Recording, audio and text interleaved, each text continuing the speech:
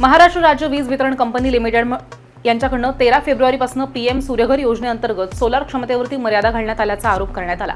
नव्या बदलानुसार ग्राहकांना मागच्या 12 महिन्याच्या सरासरी वीज वापरावरती आधारितच सोलार क्षमता मंजूर केली जाते। पूर्वी ग्राहकांना त्यांच्या सध्याच्या आणि भविष्यातील गरजेनुसार सोलार क्षमता निवडण्याची मुभा होती आणि अचानक या बदलामुळे राज्यातील अनेक ग्राहकांचे बुक केलेले सोलार ऑर्डर्स प्रभावित झाल्याचं सुद्धा सांगण्यात आले। या संदर्भात कुठलेही अधिकृत धोरण, दस्तावेज किंवा घोषणा करण्यात आलेली नसल्याचा सुद्धा आरोप आहे। कुठलीही पूर्वसूचना न देता थेट पोर्टलवरती लागू करण्यात आल्याचा आरोप यावेळी करण्यात आला। ऊर्जा मंत्र्यांकडे तक्रार दाखल करण्यात आली आहे आणि अजूनही समाधानकारक उत्तर मिळालेलं नसल्याचं त्यांनी सांगितलंय। 2 दिवसांमध्ये निर्णय न झाल्यास प्रत्येक जिल्ह्यामध्ये तीव्र आंदोलन छेडण्याचा इशारा ऑल इंडिया रिन्युएबल एनर्जी असोसिएशनचे जिल्हा संचालक सुधीर बर्डे यांनी पत्रकार परिषदेमध्ये दिला आहे।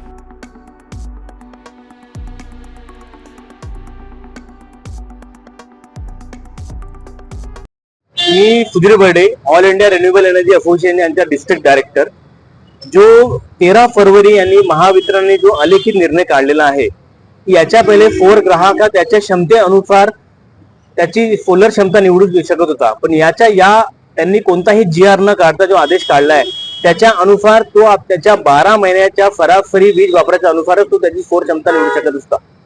तर हा जो निर्णय त्यांनी काढलाय, हा त्यांनी कुठेही पीएम सूर्यघर योजना जी आहे, पीएम सूर्यघर योजना जे नरेंद्र मोदी साहेबांची महत्त्वाची योजना आहे, त्याच्या रूपरेषेच्या हिशोबाने ग्राहक हा त्याची क्षमता निवडू शकत नाही आणि हा जो आदेश त्यांनी काढला हा कोणत्याही नियमात बसत नाही, कोणताही जीआर याचा निघाला नाहीये। यांनी आपल्या हिशोबाने तो आदेश काढलेला आहे।